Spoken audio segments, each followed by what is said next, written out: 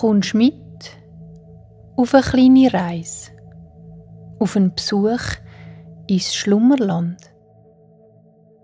Heute macht Fanian einen Spaziergang durch den Himmel vom Schlummerland. Dort lernt sie die Suavis kennen, ein Volk, das in den Wolken wohnt. Also, dann machst du dir jetzt so bequem, wie du nur kannst, und dann machst du deine Augen zu. Der Ort, wo du bist, ist immer noch da, auch wenn du die Augen zu hast. Und jetzt stellst du dir vor, dass irgendwo da in der Nähe um dich herum eine Türe siehst. Eine Türe mit einer Türfalle. Wenn du jetzt die Türfalle abdrückst und durch die Türe durchgehst, bist du da.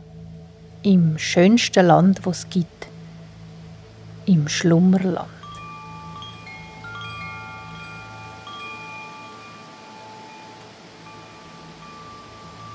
Die Fanian sitzt am höchsten Punkt vom Schlummerland in einer Höhle, in einem Loch im Berg.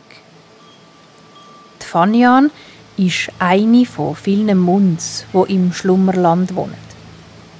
Wie viel es genau sind, das weiss natürlich niemand so genau, weil die einen haben es gern, wenn man sie sieht, und andere verstecken sich gern, sodass sie sehr schwer zu finden sind.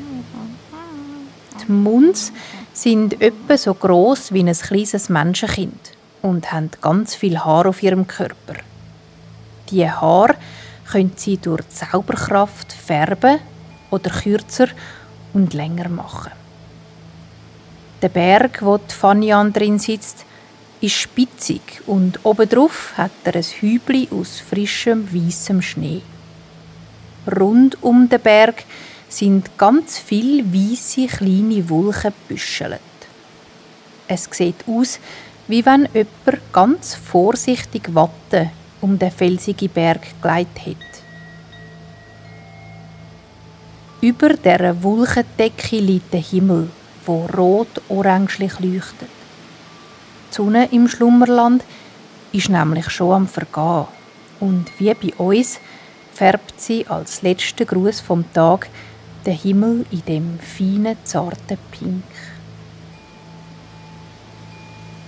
Auch die Wolken um den Berg herum sind hinten am Horizont rötlich und werden dann immer weisser, je näher sie zum Berg kommen. Denkt sich die Fanian, die sehen schon sehr schön weich aus, die Wolken. Ein bisschen Gedanken verloren, legt sie ihre Hand auf den Bauch. Der Spitz vom Zeigefinger liegt dabei gerade dort, wo der Bauchnabel ist. Mit der Hand und dem Finger so tun die Munds zaubern. Auch die Fanian. Sie macht ihre Augen zu und klöpfelt 3-mal auf ihren Bauchnabel. Mit dem 3. Klöpfeln steigen von ihrem Bauchnabel kleine, runde Kügel auf. Ein bisschen wie Seifenblätterli sehen sie aus. Die Fanian spürt, wie ihr ganzer Körper leicht wird. Sie spürt, wie ihr Kopf leicht wird und ihre Schultern, ihre Ober- und Unterarme und ihre Hände und Finger. Alles verliert an Gewicht und jedes Körperteil fühlt sich an, wie wenn es mit Luft würde gefüllt werden. Auch der Rücken und die Hüften werden ganz leicht und luftig. Der Fanian ihres rechten und ihres linken Bein und ganz zum Schluss ihre Füße.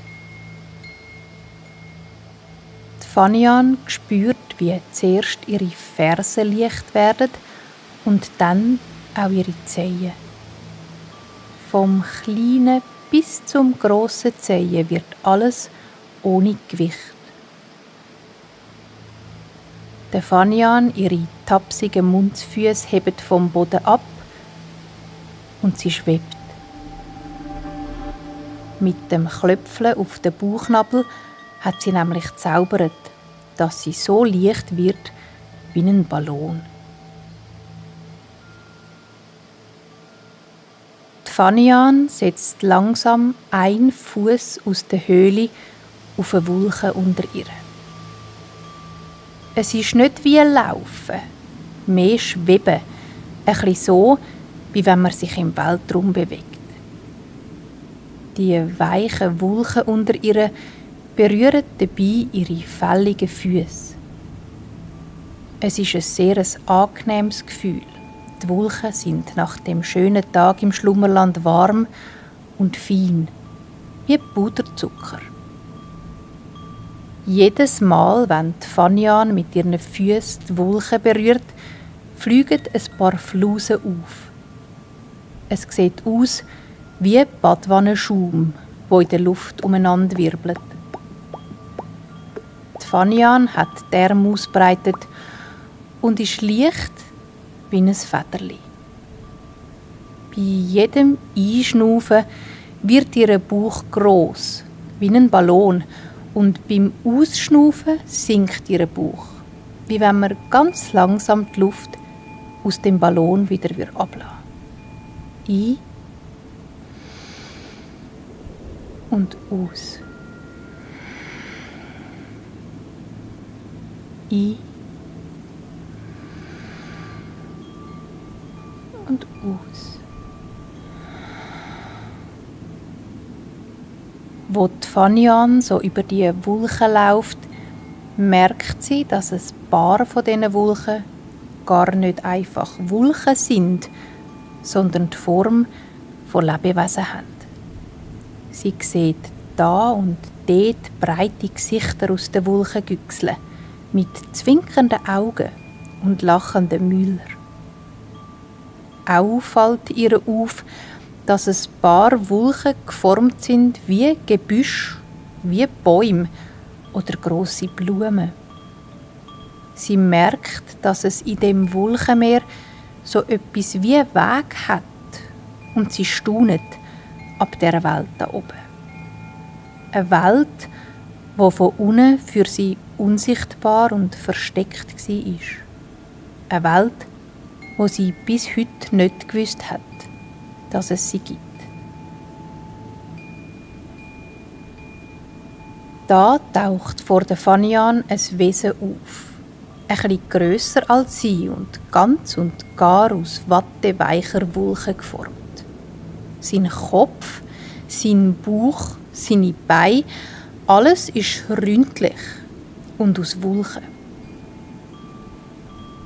Es hat ein Gesicht mit einer grossen, knolligen Wolkennase und zwei ganz klare, blaue Augen, die die Fanian freundlich anblinzeln.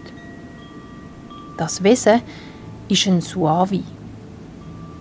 Die Suavis wohnen wie die Muns auch im Schlummerland, aber eben nicht am Boden, sondern oben, in der Wolkenwelt.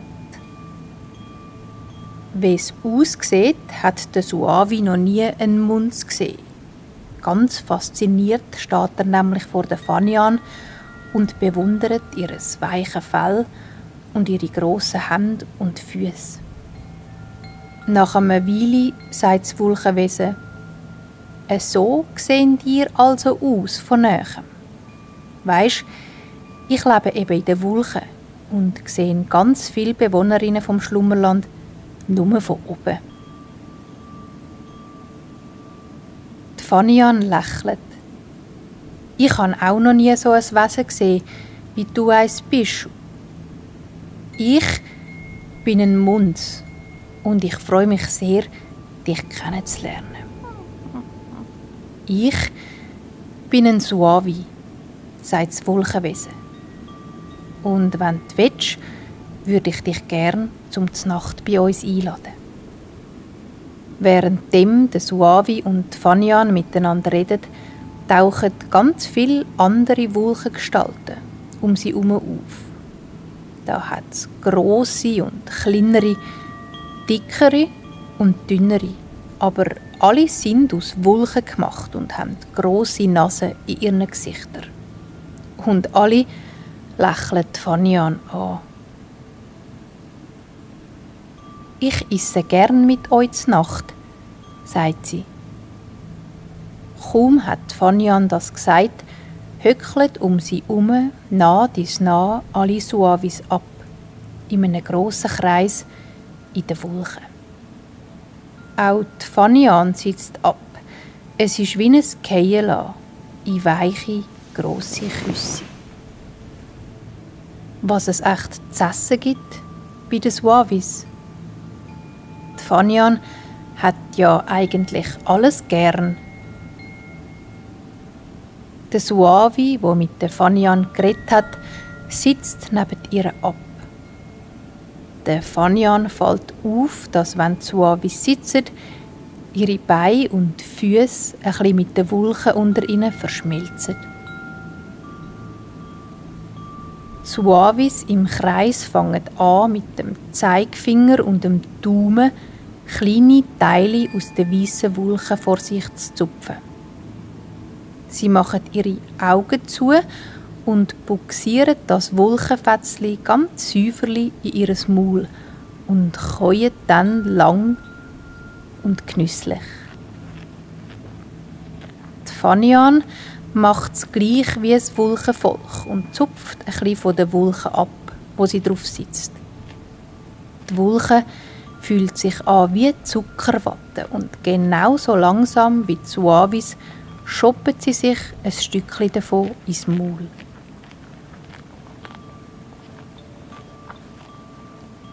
Wenn du das Wülchli im Maul hast, kannst du an das denken, was du jetzt gerade am liebsten essen würdest, sagt der Suavi, der neben der Fanian sitzt. Die Fanian denkt an einen reifen Äpfel, der über dem Feuer gebrötelt worden ist, bis oben an gefüllt mit warmen, saftigen Baumnüssen.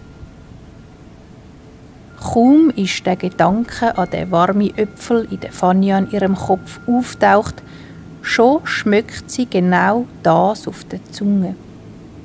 Sie spürt die äpfelige Süße oben im Maul und gleichzeitig eine feine Säure auf der Zunge.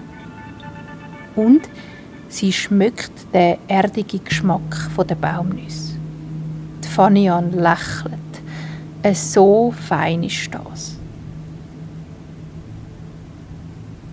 Auch das langsame Essen gefällt der Fanian. Mit jedem Käuen entfaltet sich in ihrem Maul ein anderer Geschmack. Am Anfang vom Biss ist es ein bisschen sauer und gegen das Ende zu wird das Wülchli in ihrem Maul süß und schwer. Für die Fanian ist es fast, wie wenn sie zum ersten Mal essen würde und zum ersten Mal Geschmack auf der Zunge haben.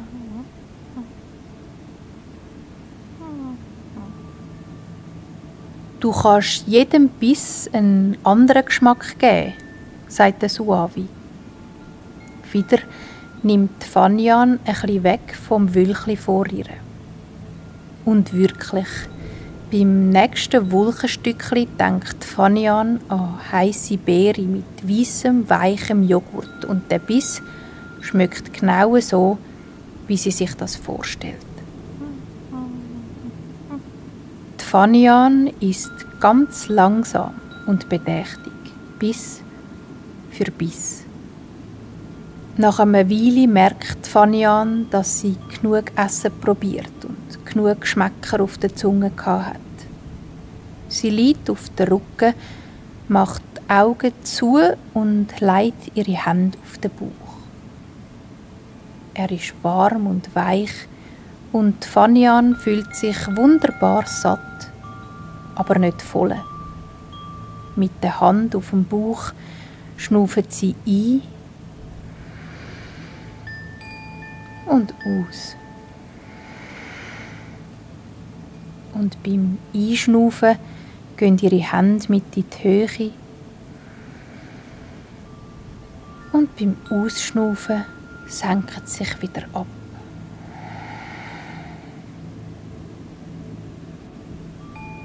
Auf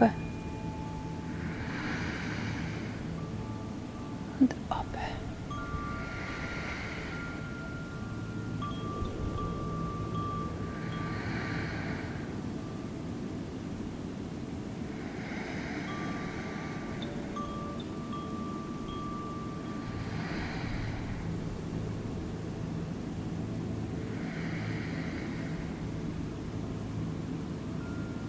Fanian liegt auf den Wulchen und um sie herum sind Suavis, die auch liegen und so fast wieder mit den Wulchen verschmelzen.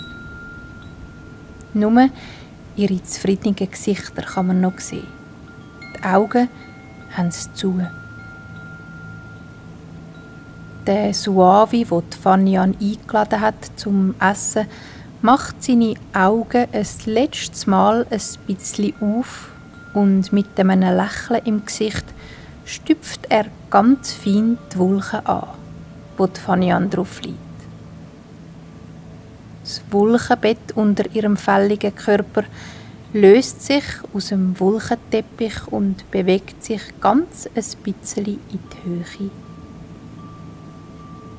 Die Fanian liegt jetzt weich auf dem Rücken auf der Wulche, wo schwebt über den satten und schlummernden Suavis. Der Suavi streichelt den Fanian mit seiner wulchigen Hand ganz fein über die Backen und über ihre langen, glöckelten Haare am Kopf. Dann gibt er der Wulche, wo sie drauf liegt, einen kleinen Schupf und sie fängt sich an zu bewegen. Ganz langsam und so, dass die Fanian gar nichts davon merkt. Satt und zufrieden ist sie nämlich eingeschlafen.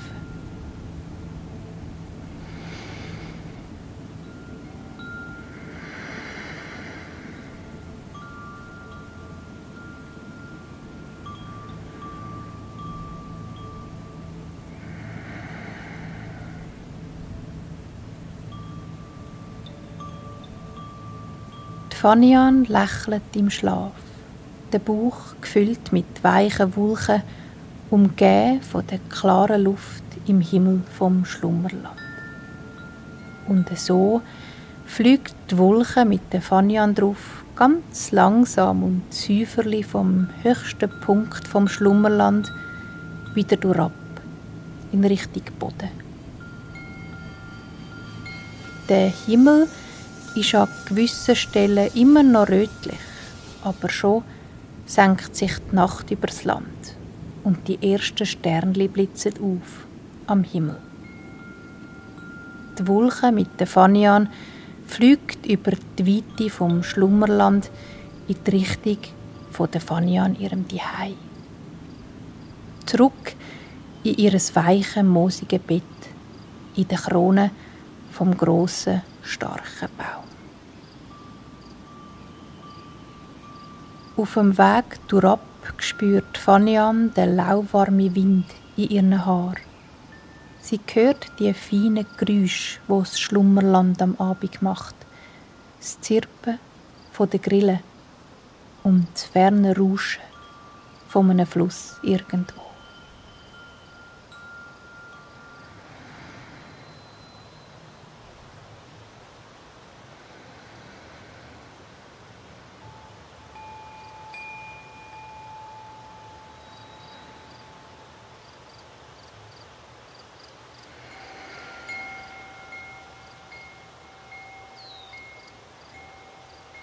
Und alles ist, wie es ist im Schlummerland. Die Fanian schläft tief und fest. Unter ihr und über ihr ist alles weich und still. Nur ganzes feines und langsames Schnaufen kann man noch hören. Ein und aus. Ein und aus.